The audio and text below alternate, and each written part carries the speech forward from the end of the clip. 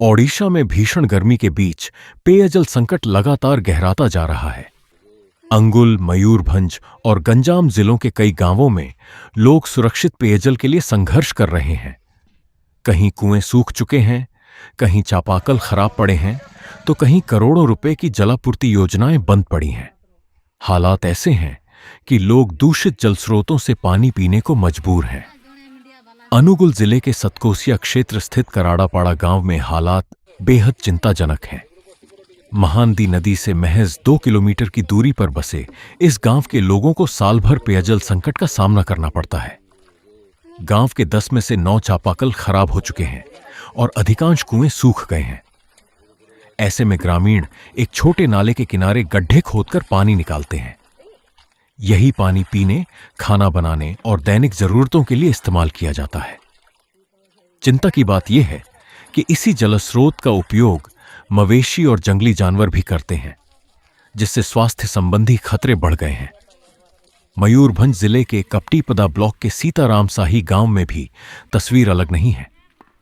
यहां 300 से अधिक आदिवासी परिवार सुरक्षित पेयजल के अभाव में परेशान हैं।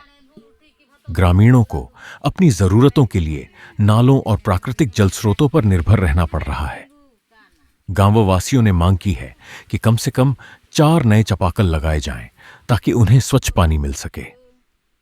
गंजाम जिले के कुकुड़ाखांडी ब्लॉक के कृपा सिंधुपुर गांव में 500 से अधिक परिवार गंभीर जल संकट झेल रहे हैं। भीषण गर्मी के कारण भूजल स्तर तेजी से नीचे चला गया है। गांव के 2 तालाबों में से एक पूरी तरह सूख चुका है, जबकि दूसरा प्रदूषित होने के कारण पीने योग्य नहीं है। गांव का कुआं भी सूख गया है और अधिकांश चापाकल काम नहीं कर रहे। स्थिति तब और खराब हो गई जब वसुधा पेयजल योजना के तहत मिलने वाली जलापूर्ति भी बंद हो गई। गांव में 50,000 लीटर क्षमता की पानी टंकी होने के बावजूद लोगों को इसका लाभ नहीं मिल रहा है। ग्रामीणों का आरोप है कि उन्होंने कई बार प्रशासन से गुहार लगाई, लेकिन अब तक कोई स्थायी समाधान नहीं निकला।